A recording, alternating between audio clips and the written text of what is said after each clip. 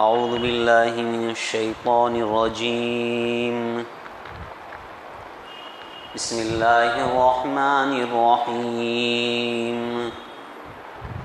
وَإِذْ قَالَ رَبُّكَ لِلْمَلَائِكَةِ إِنِّي جَاعِلٌ فِي الْأَرْضِ خَلِيفَةً قَالُوا أَتَجْعَلُ فِيهَا مَن يُفْسِدُ فِيهَا وَيَسْفِكُ الدِّمَاءَ وَنَحْنُ نُسَبِّحُ بِحَمْدِكَ وَنُقَدِّسُ لَكَ قَالَ إِنِّي أَعْلَمُ مَا لَا تَعْلَمُونَ وَعَلَّمَ آدَمَ الْأَسْمَاءَ كُلَّهَا ثُمَّ عَرَضَهُمْ عَلَى الْمَلَائِكَةِ فَقَالَ أَنبِئُونِي بِأَسْمَاءِ هَؤُلَاءِ إِن كُنتُمْ صَادِقِينَ قَالُوا سُبْحَانَكَ لَا عِلْمَ لَنَا إِلَّا مَا عَلَّمْتَنَا إِنَّكَ أَنتَ الْعَلِيمُ الْحَكِيمُ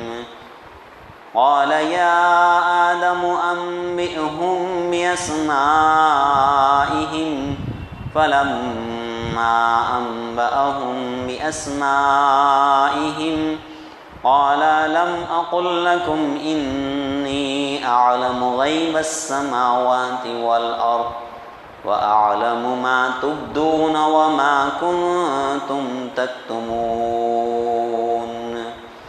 صدق اللہ العظیم۔ محترم دوستو بزرگو، سورہ بقرہ کی آیت نمبر 30، 31، 32 اور 33ویں آیت کی آپ لوگوں کے سامنے آیتوں کی آپ لوگوں کے سامنے تلاوت کی گئی۔ اللہ تبارک تعالیٰ نے سورہ بقرہ کے آغاز اور شروعات میں انسانوں کی 3 تقسیم بیان کی تھی، ایمان والے، بے ایمان والے اور نفاق والے۔ اس کے بعد اللہ تبارک تعالیٰ نے قرآن پاک کے اصلی پیغام کو، توحید، رسالت اور آخرت کو بیان فرمایا تھا، اور اس میں خطاب جو فرمایا تھا ساری انسانیت کو، یا ایھا الناس سے۔ تو بات چونکہ ساری انسانیت پر گئی تھی، اس لیے فلیش بیک میں جا کر، پیچھے جا کر اللہ تبارک تعالیٰ انسان کی پیدائش کے وقت کیا ہوا اس واقعے کو بیان فرما رہے ہیں،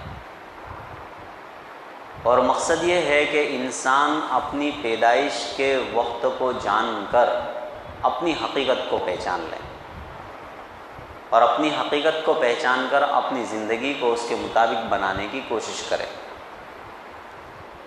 تو دیکھیں اللہ تبارک تعالیٰ انسان کی پیدائش کے وقت کا واقعہ بیان کریں، یعنی انسان موجود نہیں ہے، انسان کا وجود ہی نہیں ہے، اور وجود سے پہلے بتا رہے ہیں، وجود کے پہلے کی بات کیا بتا رہے ہیں؟ وَإِذْ قَالَ رَبُّكَ لِلْمَلَائِكَةِ إِنِّي جَاعِلٌ فِي الْأَرْضِ خَلِيفَةً۔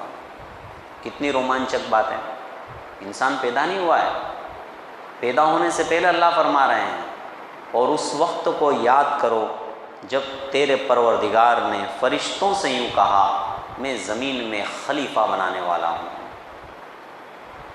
یہ اللہ تبارک تعالیٰ نے فرشتوں سے کہا، چونکہ اللہ تبارک تعالیٰ نے جناتوں کی پیدائش انسان سے پہلے کی تھی، چونکہ اللہ تبارک تعالیٰ نے فرشتوں کی پیدائش انسانوں سے پہلے کی تھی۔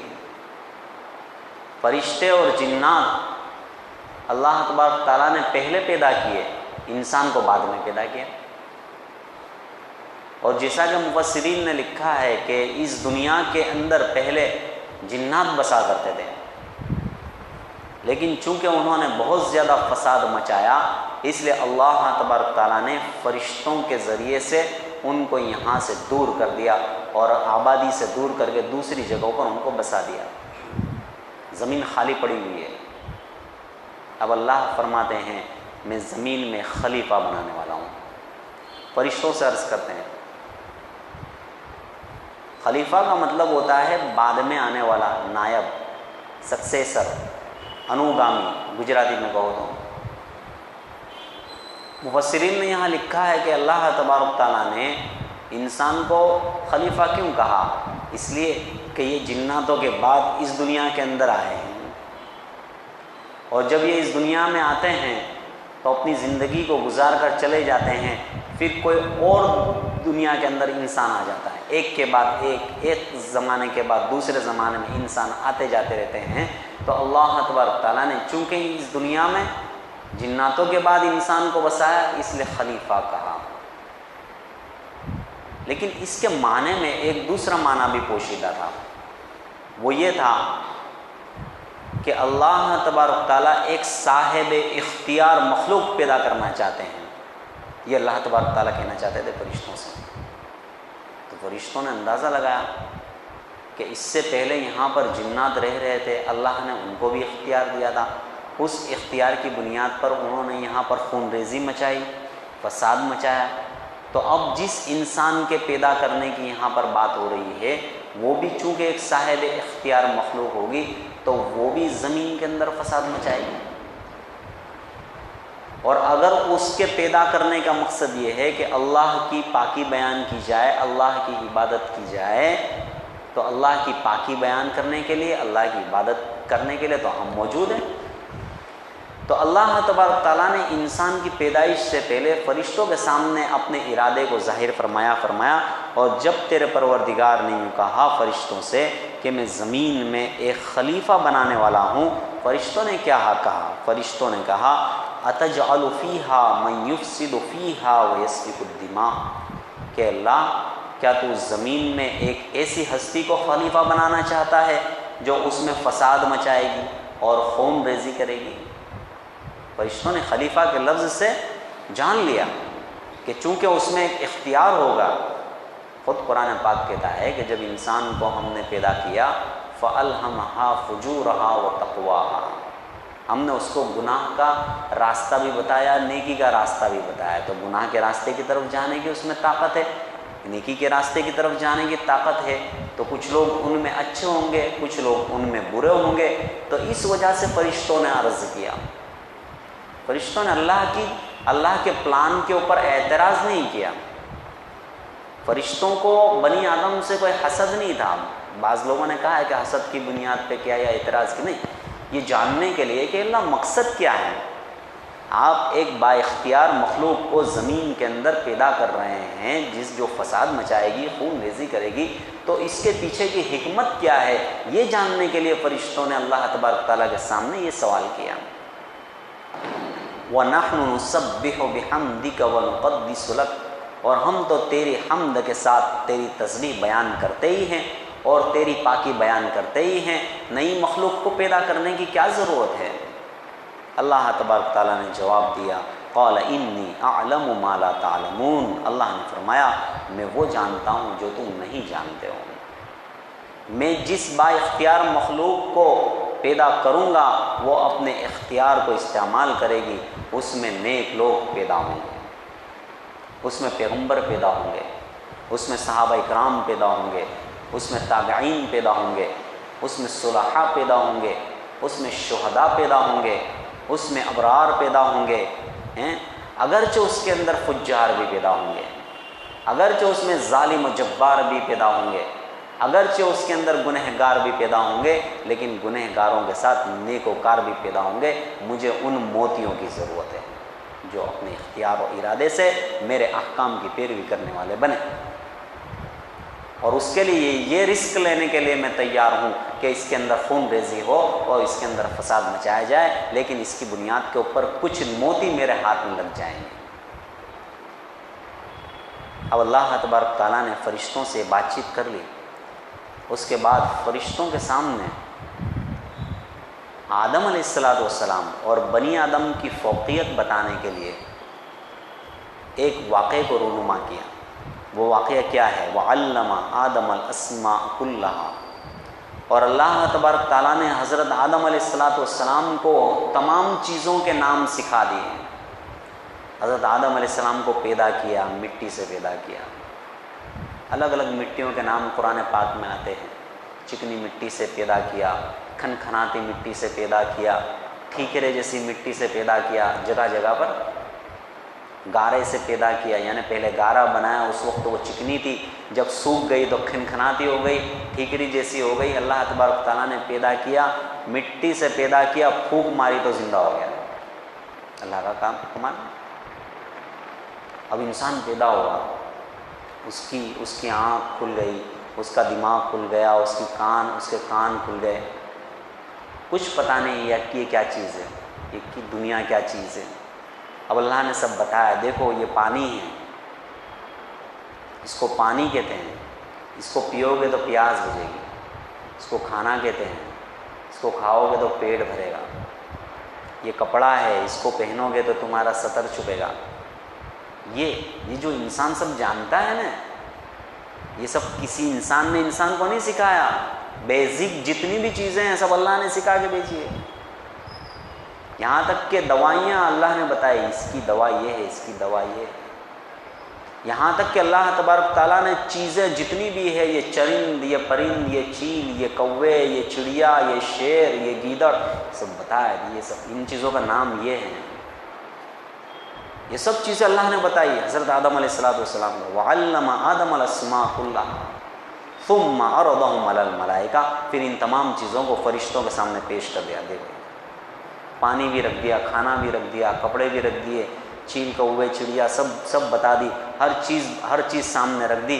پھر پوچھا فرشتوں سے اللہ نے، فقال انبئونی باسماء هؤلاء ان کنتم صادقین، تم کہتے ہو نا کہ یہ خون ریزی کرے گا، فساد مچائے گا، اس کے پیچھے کے اس کے تخلیق کی حکمت کیا ہے، اس کے پیچھے کا مقصد کیا ہے، تم کہہ رہو نا، تم سچے ہو تو پھر ان سب چیزوں کے نام بتا دو، بتاؤ اس کو کیا کہتے ہیں، اس سے کیا فائدہ ہوتا ہے، یہ پانی ہے، اس کا نام پانی ہے، اس سے کیا فائدہ ہوتا ہے بتاؤ، کھانا ہے تو کھانے سے کیا فائدہ ہوتا ہے بتاؤ، کس چیز کے لیے کیا دوائی ہوگی، اس جانور کا نام کیا ہے، اس انسان کا نام کیا ہے بتاؤ۔ فرشتوں سے عرض کیا اللہ نے، سب چیزیں سامنے رکھ دی۔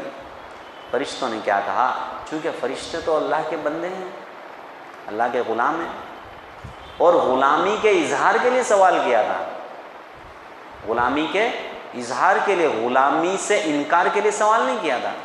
اس لیے فوراً جب غلام ہوتا ہے تو وہ ڈہ جاتا ہے، فوراً جب غلام ہوتا ہے تو فوراً سامنے گر جاتا ہے، جب اس کو احساس ہو جاتا ہے کہ میری غلطی ہے یا مجھے یہ سوال نہیں کرنا چاہیے، تو فوراً وہ ڈہ پڑے اور فرمانے لگے، قالوا سبحانک لا علم لنا الا ما علمتنا۔ فرشتوں نے کہا کہ اللہ تیری ذات پاک ہے، تو نے ہم کو جو سکھایا وہ ہم کو آتا ہے، ہمارے پاس تو صرف اتنا علم ہے جتنا تو نے ہم کو سکھایا، جو سبق تو نے پڑھایا وہ یاد ہے، یہ سبق تو نے ہم کو پڑھایا ہی نہیں ہے، تو ہم کو کیسے یاد ہوگا، جو سلیبس تھا وہ تو ہم کو یاد ہے، یہ سلیبس کے باہر کا سوال ہے اللہ، اب ہم اس کا جواب نہیں دے سکتے، تیری ذات پاک ہے، تو جو کرتا ہے وہ صحیح کرتا ہے، ہماری سوچ ہماری سمجھ کوتا ہے، ناقص ہے، ہم تیری باتوں کو اور تیرے کاموں کو نہیں سمجھ سکتے ہیں۔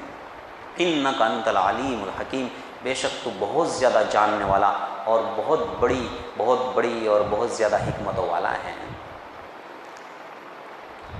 اب فرشتوں نے تو کہہ دیا، ہتھیار ڈال دیے کہ اللہ تو نے جو ہم کو بتایا وہ تو یاد ہے، لیکن جو نہیں بتایا وہ نہیں سمجھ میں آ رہا ہے۔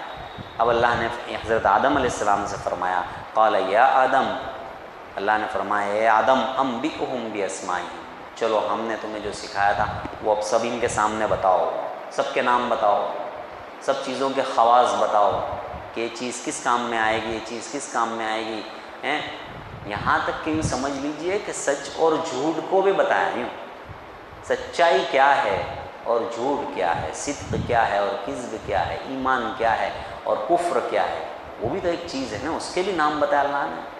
تو حضرت آدم علیہ السلام نے فلما انبأہم باسمائہم، تو جب حضرت آدم علیہ السلام نے تمام نام بتلا دیے، اللہ نے کیا فرمایا، قال الم اقل لکم انی اعلم غیب السماوات والارض واعلم ما تبدون وما کنتم تکتمون، اللہ نے کیا فرمایا، کیا میں نے نہیں کہا تھا کہ میں آسمان و زمین کی تمام چھپی باتوں کو جانتا ہوں، اور میں جانتا ہوں جو تم ظاہر کرتے ہو اور جو تم چھپاتے ہو۔ یعنی جب حضرت آدم علیہ السلام امتحان میں کامیاب ہو گئے، اور امتحان میں کامیاب ہونا ہی تھا، پڑھایا کس نے تھا؟ اللہ نے پڑھایا تھا۔ استاد کون تھا؟ اللہ کی ذات استاد تھی۔ تو اللہ تبارک تعالیٰ نے ان کو جو پڑھایا انہوں نے فر بتا دیا، اس کا نام یہ ہے، اس کی خاصیت یہ ہے، اس کا نام یہ ہے، اس کی خاصیت یہ ہے۔ تو اللہ نے فرشتوں سے مخاطب ہو کر کہا، میں نہیں کہتا تھا کہ میں چیزوں کو جانتا ہوں، تم نہیں جانتے ہو، میں تو چھپی چیزوں کو بھی جانتا ہوں، ظاہر چیزوں کو بھی جانتا ہوں۔ تو یہ آدم کے اندر میں نے کیا صلاحیتیں رکھی ہے وہ میں جانتا ہوں، تم نہیں جانتے ہو۔ یہ اگر خون ریزی اور فساد کرے گا تو یہ ظلم کے ساتھ ساتھ اس دنیا میں جا کر عدل و انصاف بھی کرے گا، یہ اگر برائی کرے گا تو یہ نیکی بھی کرے گا، اور مجھے ارادے اور اختیار والی نیکی پسند ہے، اور اس لیے میں نے اس کو پیدا کیا ہے۔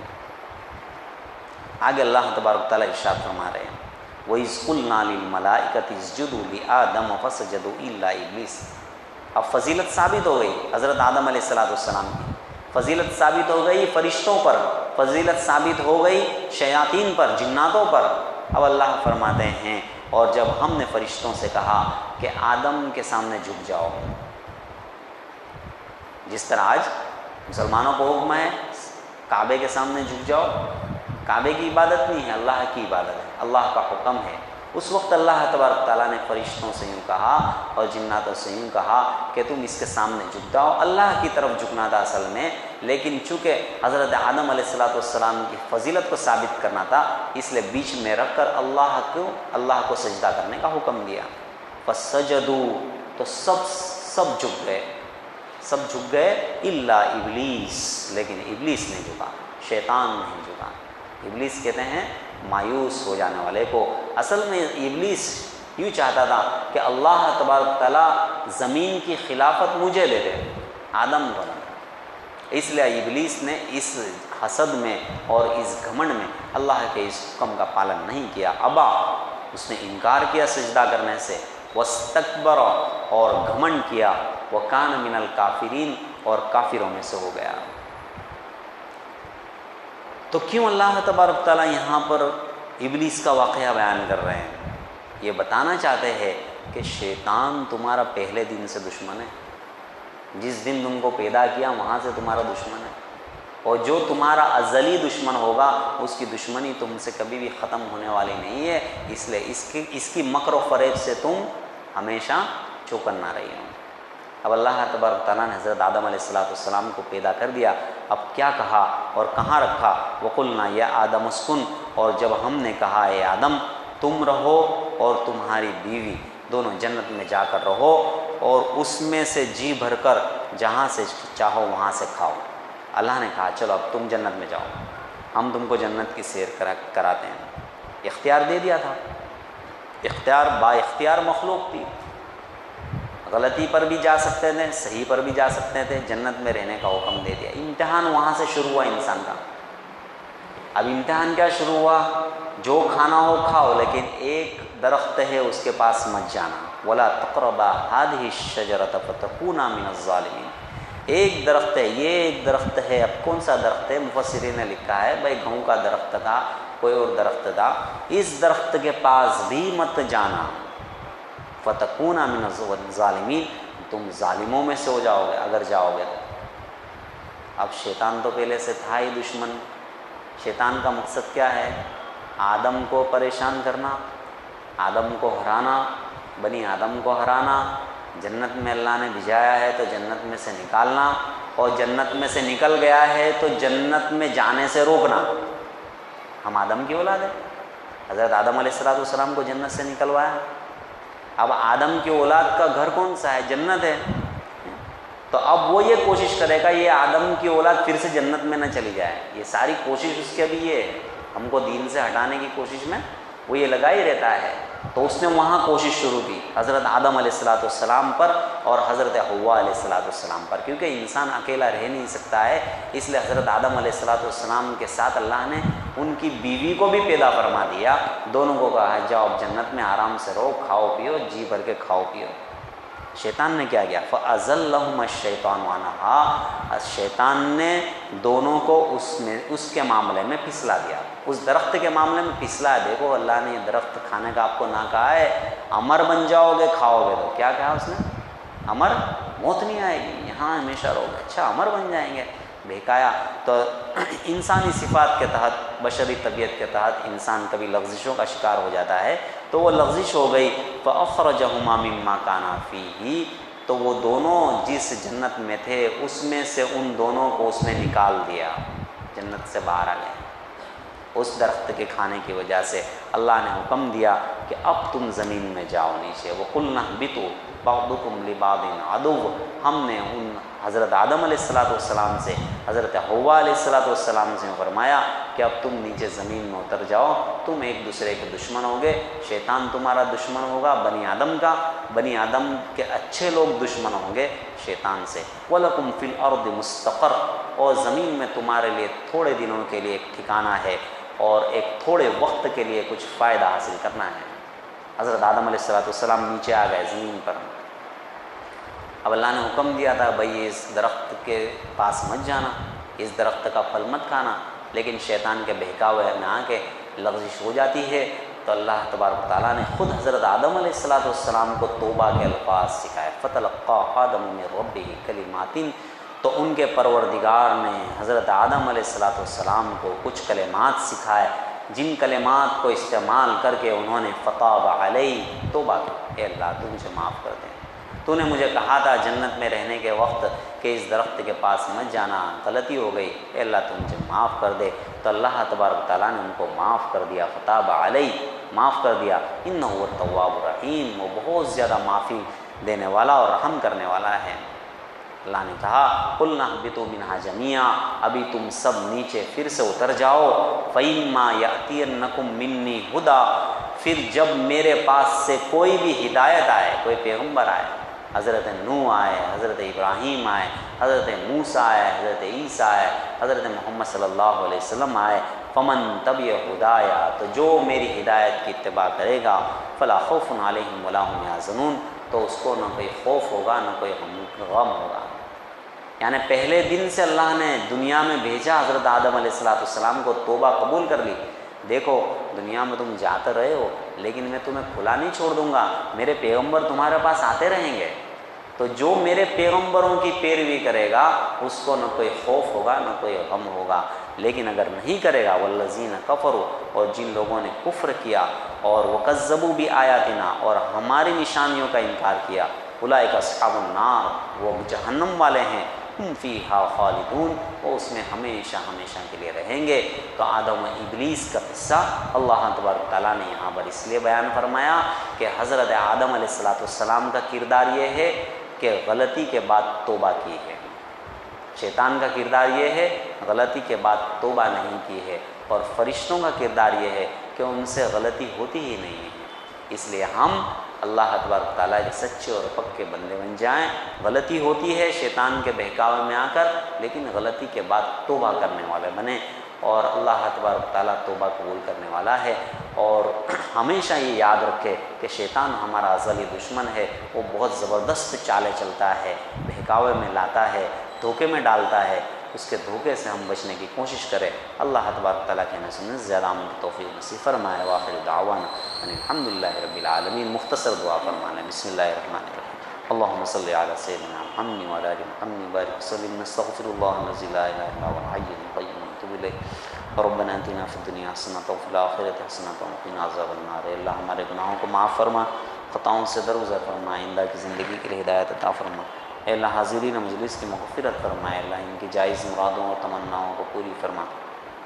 اے اللہ شیطان کے راستوں سے ہماری حفاظت فرما، اے اللہ رحمان کے راستے پر چلنے کی ہمیں توفیق نصیب فرما۔